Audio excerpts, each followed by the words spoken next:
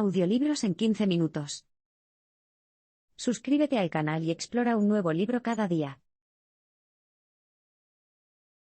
A menudo se olvida de Australia, a pesar de que es un lugar verdaderamente único. ¿Qué sabes realmente de Australia? Si no eres de Australia, probablemente no mucho. Es un país enorme que deja una huella relativamente pequeña en la conciencia mundial. Incluso los eventos más extraños allí apenas aparecen en las noticias internacionales. Tomemos como ejemplo la actividad sísmica que desconcertó a los expertos en 1993. Los disturbios tuvieron lugar en el Gran Desierto de Victoria. Se descartó un terremoto, lo que dejó un par de posibilidades. No pudo haber sido el impacto de un meteorito, ya que no había un cráter, y la actividad era demasiado intensa como para atribuirla a un accidente minero. Al final, los temblores fueron catalogados como un misterio sin solución. Más tarde, en 1995, la secta japonesa Aum Shinrikyo alcanzó notoriedad tras matar a 12 personas que viajaban diariamente al trabajo en un ataque con gas nervioso en el metro de Tokio. Las investigaciones posteriores revelaron una enorme propiedad de 500.000 acres propiedad del grupo cerca del sitio de la actividad sísmica previamente inexplicable. Cuando las autoridades investigaron, encontraron un laboratorio sofisticado y pruebas de que miembros del grupo habían estado extrayendo uranio. Lo que es aún más inquietante es que se sabía que el grupo tenía ingenieros nucleares entre sus miembros. Aparentemente, su objetivo de acabar con el mundo incluía pruebas secretas de bombas en el desierto. ¿Cómo respondió el mundo a esta impactante noticia? El New York Times publicó solo una historia, en 1997, 4 años después del hecho real. Esa es una imagen bastante buena del tipo de lugar en el que se encuentra Australia, un país tan vasto que las pruebas encubiertas de bombas nucleares pueden pasar desapercibidas durante años. Hay cientos de otras historias fascinantes esperando ser descubiertas en Australia, y eso por sí solo hace que valga la pena explorarla. También puedes ver eso en su naturaleza. Alrededor del 80% de toda la vida animal y vegetal es originaria del continente y, dado que se trata de un entorno tan hostil, cálido y plano, hay una abundancia impresionante de ella. Sin embargo, la inmensidad del país dificulta un recuento exacto de personas. Se estima que podría haber alrededor de 100.000 especies de insectos, pero el número real podría ser el doble. Un 30% de todos los insectos son completamente desconocidos, mientras que en el caso de las arañas, el número se acerca al 80%. Alice Springs es una ciudad sorprendentemente animada y, cerca de Uluru, es una vista impresionante. Bryson y Sherwin tardaron 2 días en llegar a Alice Springs. Una vez que finalmente llegaron allí, encontraron una ciudad sorprendentemente animada. Eso no es un hecho para un lugar situado justo en el centro de Australia. Comenzó su vida como un asentamiento mucho más pequeño. En la década de 1950, tenía una población de solo 4,000 personas. Desde entonces, ha crecido y ahora cuenta con alrededor de 25.000 residentes permanentes, mientras que 350.000 turistas hacen el viaje hasta allí cada año. La ciudad está repleta de hoteles, campamentos, centros comerciales, centros de conferencias, bancos, concesionarios de automóviles y establecimientos de comida rápida estadounidenses como McDonald's y KFC. Entonces, ¿qué haces si te encuentras en este próspero y apartado punto de acceso? Una cosa que no te puedes perder es Ayers Rock, o para darle su nombre oficial, Uluru. Uluru, una majestuosa roca de arenisca a poco más de 300 millas al suroeste de Alice Springs, es el monolito más grande del mundo. Está clasificado como un Barnard, una formación rocosa resistente a la intemperie que permanece inalterada a pesar de que el paisaje que la rodea cambia a lo largo de los siglos.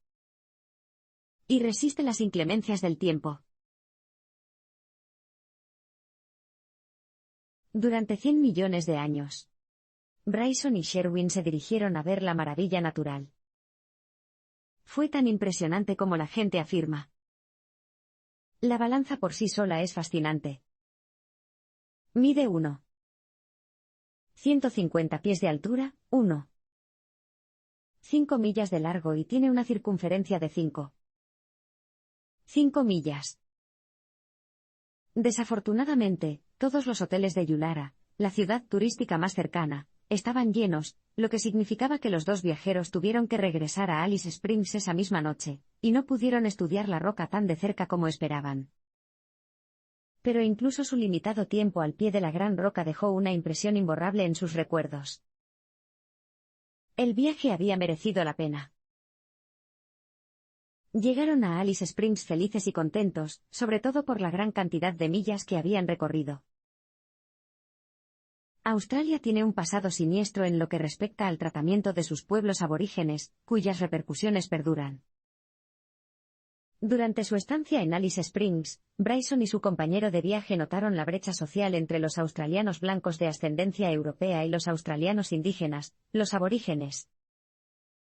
Simplemente no interactuaban mucho.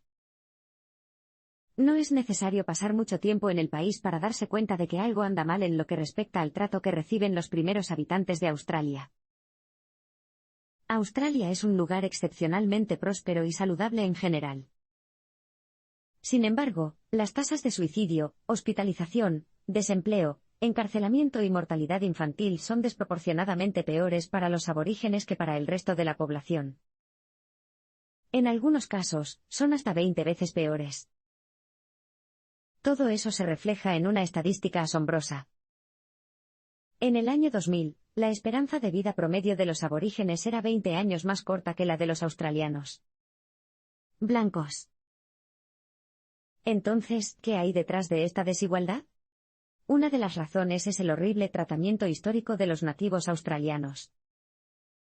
Durante años, el gobierno de Canberra siguió una política de separar a los niños aborígenes de sus familias.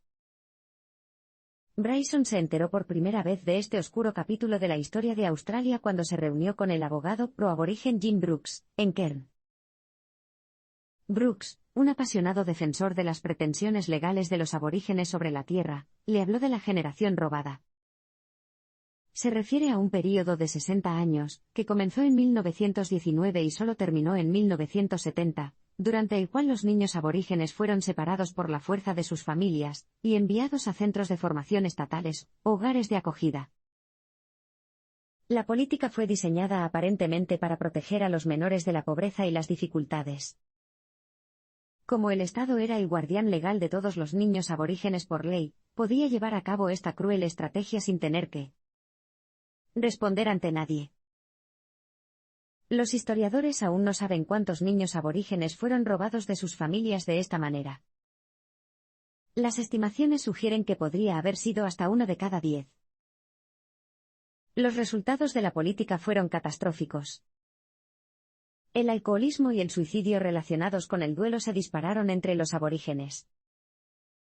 Los niños robados, una vez liberados del cuidado a los 16 o 17 años, tenían dos opciones: vivir en sus nuevas comunidades rodeados de prejuicios o regresar a sus comunidades aborígenes.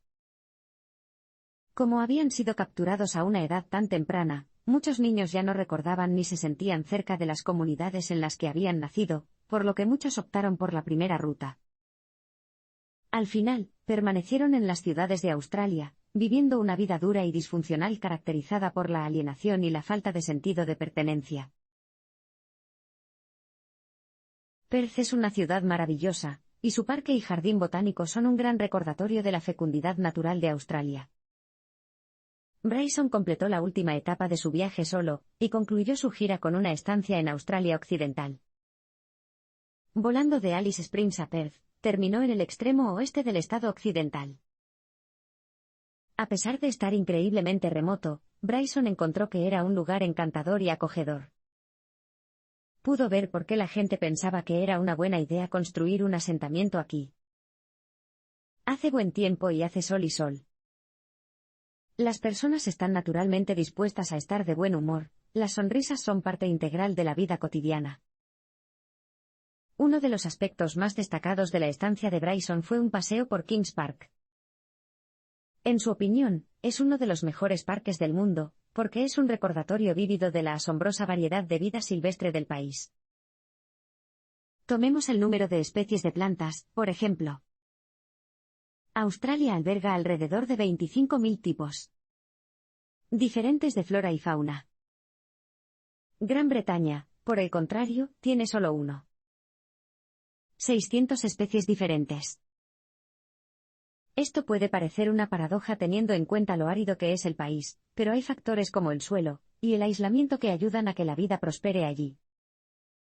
De hecho, la proliferación de plantas se debe en parte a la mala calidad del suelo.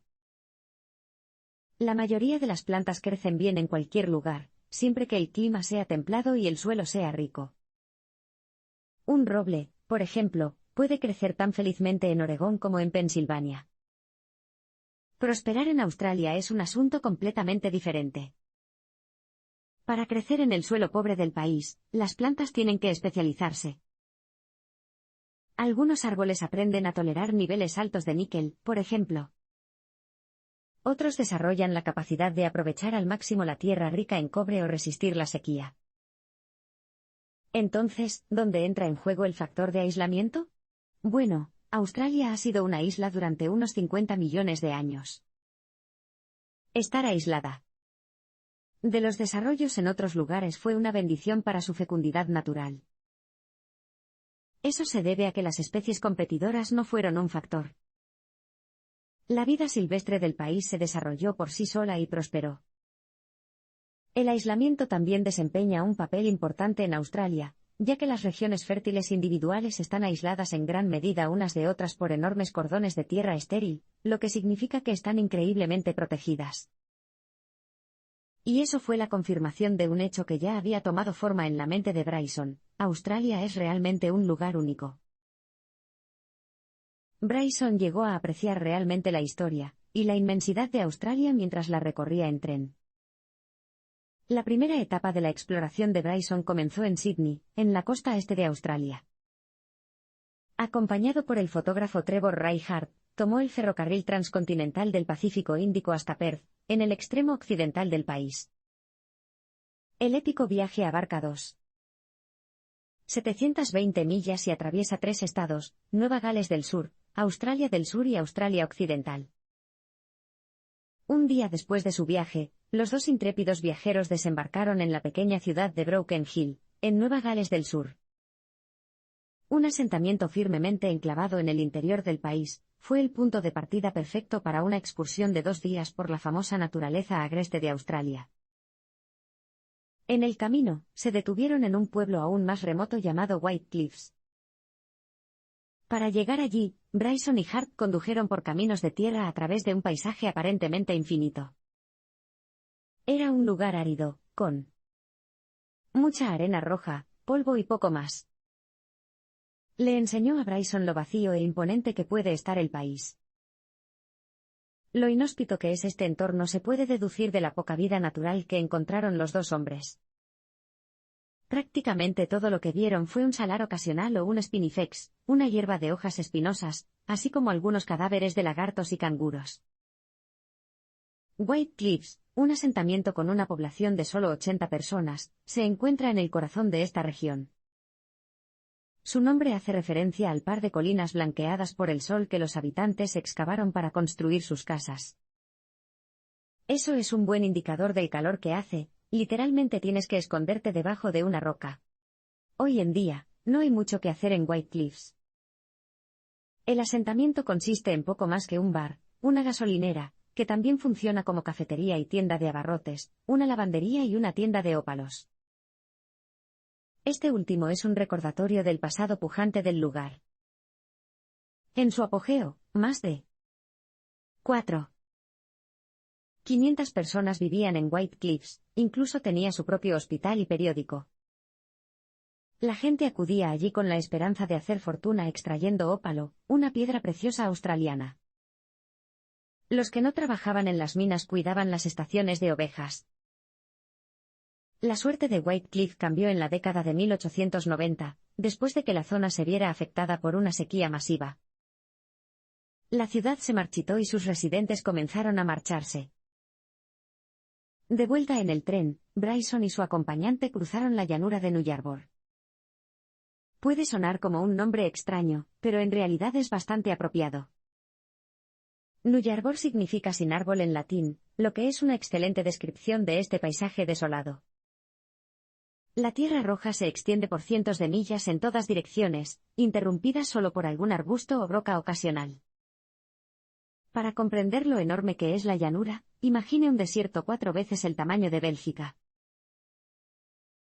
James Cook suele ser aclamado como el descubridor de Australia, pero no fue el primero en llegar allí ni mucho menos. Los pueblos indígenas de Australia, los aborígenes, llegaron por primera vez al continente hace miles de siglos. La evidencia actual sugiere que han estado allí entre 45.000 y 60.000 años. Los europeos, en comparación, son recién llegados. Descubrieron Australia hace solo unos siglos, después de recorrer el Pacífico en busca del legendario continente austral al que llamaron Terra Australis Incognita, la tierra desconocida del sur. Pero a pesar de ser tan grande, era un lugar difícil de encontrar. Un par de exploradores europeos estuvieron cerca, pero acabaron perdiendo por completo el enorme continente.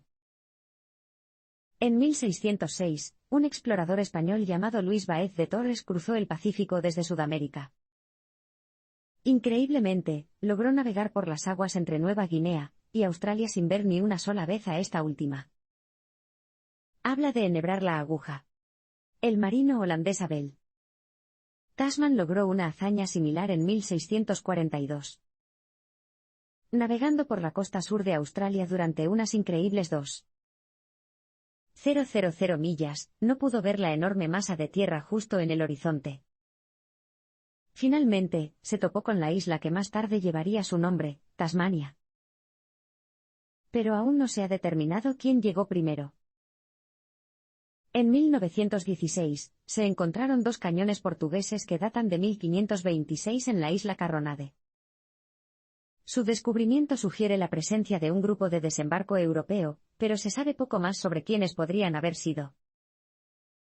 El papel de descubridor recayó en el navegante y explorador británico James Cook. En 1770, llegó a Australia a bordo del buque de investigación HMS Endeavour, y su estancia de 3 años allí pasaría a la historia como un éxito fantástico. La tripulación de Cook fue la primera en rodear Nueva Zelanda, lo que falsificó la teoría de Tasman de que estaba conectada con Australia. El devoto botánico del barco, Joseph Banks, también contribuyó con su parte, recolectó alrededor de 30.000 ejemplares durante su estancia en los mares del sur. El botín aumentó el número de todas las plantas conocidas en un 25%. Tras navegar por la costa este durante un par de meses, Cook fondeó el 21 de agosto de 1770 y plantó la bandera de su país, reclamando Australia para Gran Bretaña. En el siglo XVIII, Gran Bretaña comenzó a transportar a sus prisioneros a Australia. Pero no todo fue fácil. Entonces, ¿qué hicieron los británicos una vez que reclamaron Australia? Empezaron a enviar allí a un gran número de delincuentes y británicos de clase trabajadora para construir una nueva colonia. Australia se convirtió en el primer país en comenzar su vida como una prisión al aire libre. La decisión se tomó después de que Gran Bretaña perdiera sus colonias estadounidenses en 1783. El país necesitaba una nueva colonia y Australia parecía perfecta. Pronto se tomó la decisión de empezar a enviar a personas indeseables, en su mayoría delincuentes convictos y miembros de su subclase, al continente. Los primeros barcos con destino a Australia partieron de Portsmouth en mayo de 1787. Formada por 11 barcos bajo la dirección del capitán Arthur Phillip, la primera flota, como se la conocía, transportaba a unos 1.500 convictos. Les esperaba un duro despertar una vez que llegaran a la nueva colonia. Cook había descrito una isla frondosa que estaba lista para ser habitada, pero eso no es lo que encontraron.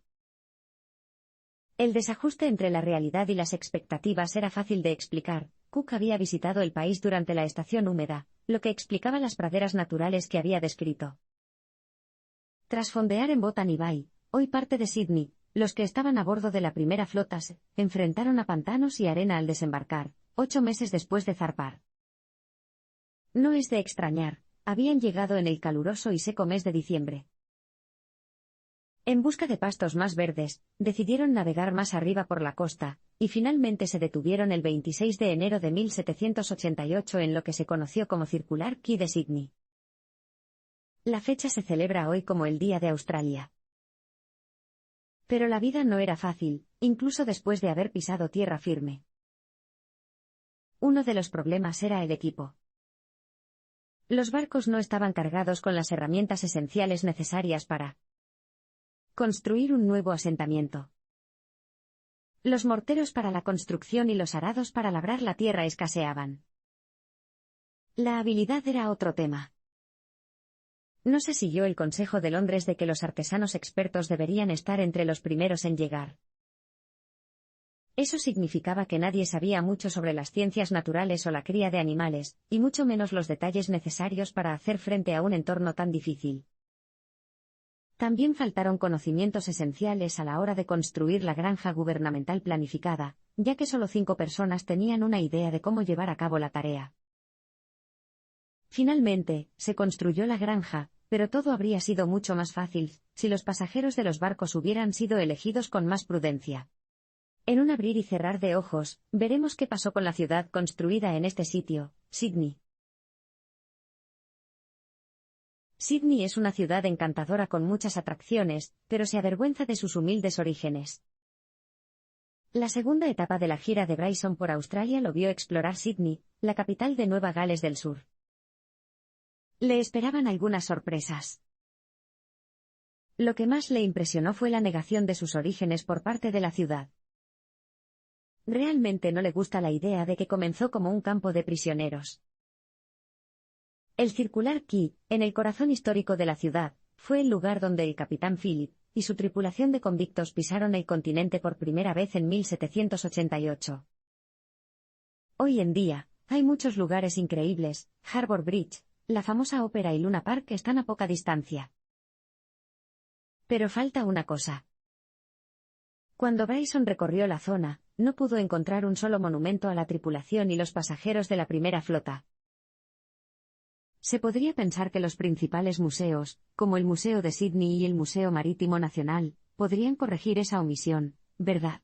Sin embargo, ni siquiera allí encontrará una mención directa del hecho de que los primeros residentes de la ciudad fueron convictos. Todo lo que se dice es que se enfrentaron a grandes dificultades después de desembarcar. Es parte de una cultura de negación más amplia. El escritor, crítico y documentalista australiano Robert Hughes señala en su libro The Fatal Shore que esta parte de la historia del país ni siquiera se enseñó en las escuelas hasta la década de 1960. Los orígenes de Sydney fueron, y siguen siendo, una fuente de vergüenza. Muchos australianos simplemente no se sienten cómodos hablando de este capítulo de su historia. Dicho esto, Bryson se lo pasó muy bien en Sydney. Su punto culminante personal fue el Harbour Bridge, su atracción favorita de toda la ciudad. El puente de la bahía de Sydney es una auténtica obra de ingeniería. Solo el arco pesa 30.000 toneladas, mientras que con más de 10 pisos de altura y 650 pies de largo, es el segundo puente de un solo arco más largo del mundo. El poderoso Puente de Bayona de Nueva York es solo un 0,121% más largo. Pero también había otros lugares para saborear.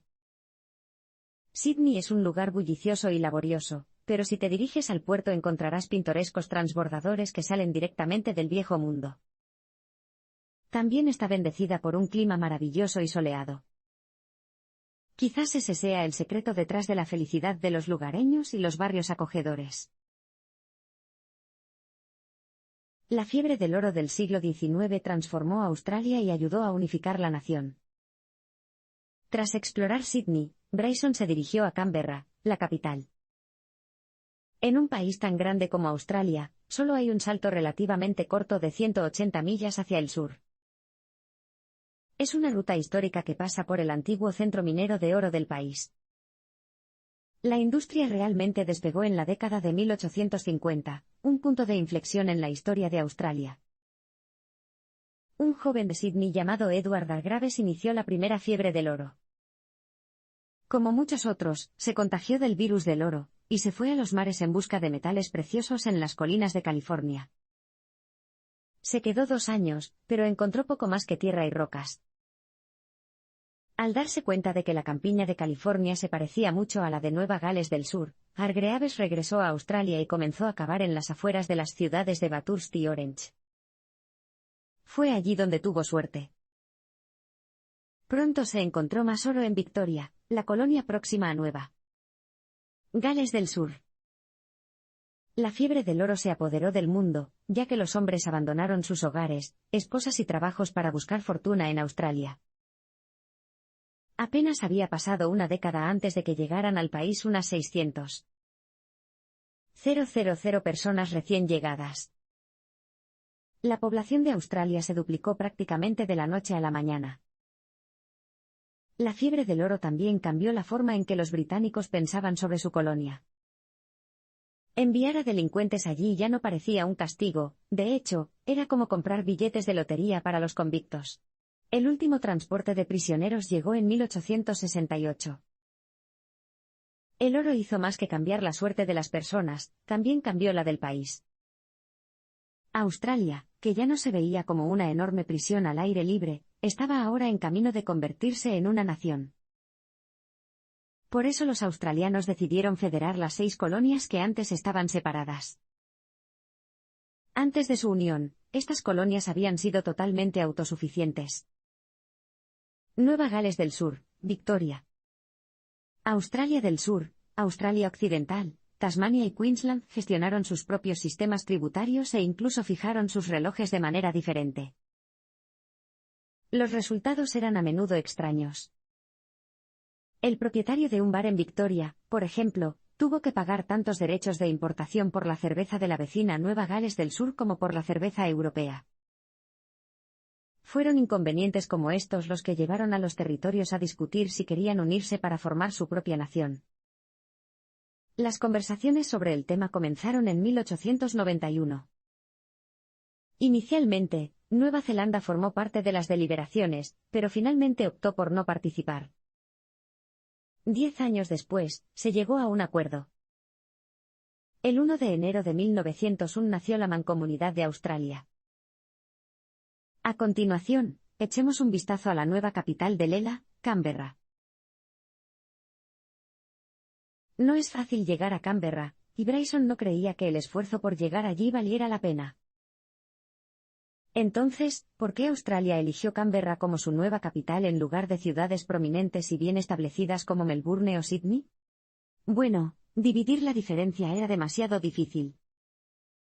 Al final, el país decidió que sería más fácil construir una nueva ciudad. Canberra se construyó en la selva australiana. En términos australianos, eso significa el campo, a diferencia del interior, que es aún más remoto. El sitio elegido en Nueva Gales del Sur fue una parcela de 900 millas cuadradas de tierras pastorales habitada por comunidades agrícolas.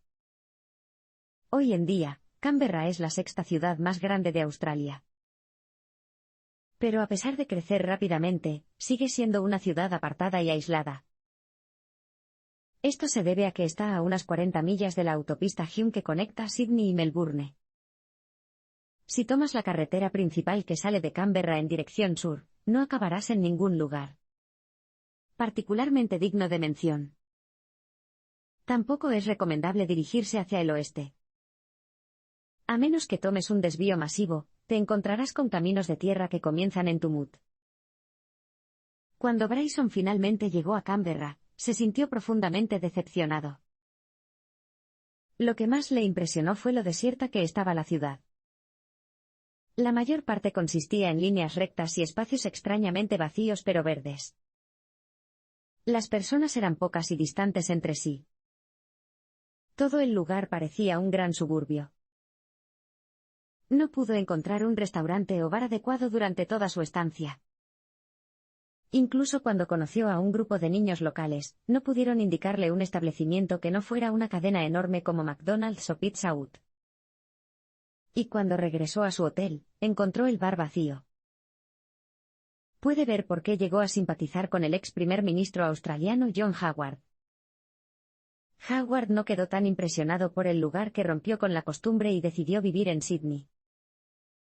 La molestia de viajar no era nada en comparación con vivir en Canberra. En la tercera etapa de su aventura por Australia, Bryson vio la Gran Barrera de Coral, y descubrió la existencia de la mortífera medusa caja. Bryson se asoció con su amigo y productor de televisión Alan Sherwin para la tercera etapa de su gira por Australia. Juntos, volaron a Cairn, en el extremo norte de Queensland, que sería su base para una serie de aventuras en las regiones desérticas del país. Caminando por una playa, los dos viajeros notaron que nadie estaba nadando. Había una buena razón para ello, era temporada de medusas. Cada año, entre octubre y mayo, las playas de Queensland se transforman de cálidas zonas de baño en peligros naturales, cuando las medusas de caja se dirigen a la costa para reproducirse. Eso es un problema para los nadadores, ya que cualquier contacto con sus aguijones venenosos provoca un dolor agónico y una posible muerte. Tómelo de un hombre que ignoró las señales de advertencia, y se dio un chapuzón en Olloways Beach, en 1992. Mientras saludaba a sus amigos que habían permanecido sabiamente en tierra firme, de repente dejó escapar una serie de gritos inhumanos. Seguía gritando mientras regresaba a la playa antes de desmayarse. La razón pronto quedó clara. Todo su cuerpo estaba cubierto de cortes en forma de látigo, las marcas dejadas por los tentáculos de la medusa. El dolor era tan intenso que siguió gritando incluso después de haber sido sedado con morfina. Pero no todos los habitantes acuáticos de Australia son tan peligrosos como las medusas de caja. Uno de los momentos más destacados de la estancia de Bryson y Sherwin en Queensland fue el enorme espectáculo tecnicolor que representa la Gran Barrera de Coral. Se discute el tamaño exacto del arrecife. El área que cubre podría oscilar entre 175,000 y 214,000 millas cuadradas. Sin embargo, una cosa es segura, es grande. Más grande, de hecho, que Italia, Gran Bretaña o el estado de Kansas. No es de extrañar, entonces, que atraiga a más de 2 millones de turistas al año. La mejor manera de ver esta maravilla natural es de cerca. La pareja tomó un ferry desde Port Douglas, una ciudad a unas 20 millas al norte de Cairn, y llegaron al arrecife de Agincourt una hora y media después. Fue allí donde pudieron vislumbrar la increíble vitalidad del arrecife y sus habitantes. Es una impresionante variedad de vida silvestre, con más de 1.500 especies de peces, y 400 tipos de corales que habitan en el arrecife. Sin embargo, Bryson no pasó mucho tiempo en el agua. En cambio, prefirió unirse a un grupo de turistas en un barco semisumergible con una plataforma de observación submarina. Esto le dio una buena oportunidad de observar las criaturas marinas que había debajo, como el pez mariposa, la damisela, el pez loro y el pez colmillo arlequín, así como almejas, estrellas de mar, cañones de coral y una tortuga. La ciudad de Darwin es un poco monótona, pero el enorme vacío del territorio del norte lo compensa. El siguiente paso en el itinerario de Bryson y Sherwin fue el territorio del norte. Escondida entre Queensland y Australia Occidental, esta vasta área fue confirmada como territorio mediante un referéndum en 1998. A los habitantes del territorio se les ofreció la oportunidad de convertirse en el séptimo estado de Australia. Pero los lugareños, conocidos como territorianos, no tenían nada de eso. Parece que les gusta ser forasteros. Dicho esto, el territorio del norte es cualquier cosa menos marginal en la geografía del país. Con una superficie asombrosa de 523,000 millas cuadradas, representa alrededor de una quinta parte de la masa continental de Australia. La primera escala de los viajeros fue la capital regional, Darwin. Lamentablemente, no lo valoraron muy bien. Bryson había soñado con una ciudad tropical con palmeras en macetas, terrazas, bebidas frías y sombreros de Panamá. Pero la realidad era menos exótica. Esto se debe en parte a que la ciudad tuvo una historia reciente difícil. Para empezar, la Fuerza Aérea Japonesa la bombardeó durante la Segunda Guerra Mundial. Luego llegó el ciclón Tracy en 1974, cuyos vientos de 160 millas por hora arrasaron 9,000 casas y mataron a 60 lugareños. Todo ese drama dejó poco del corazón histórico de la ciudad intacto. En su mayoría es nuevo y ha tenido pocas posibilidades de desarrollar el encanto y las peculiaridades que vienen con la edad.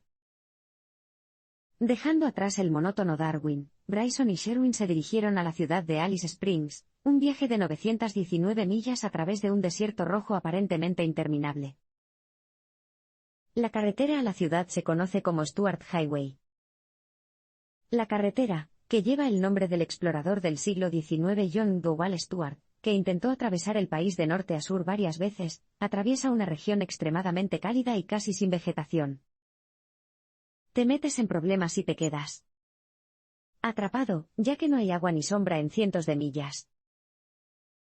Stuart y sus contemporáneos aprendieron por las malas. En sus memorias, el compañero de viaje de Stuart, Ernest Giles, escribió que la falta de agua enloqueció a su caballo. Una noche, metió la cabeza en la fogata en busca de alivio.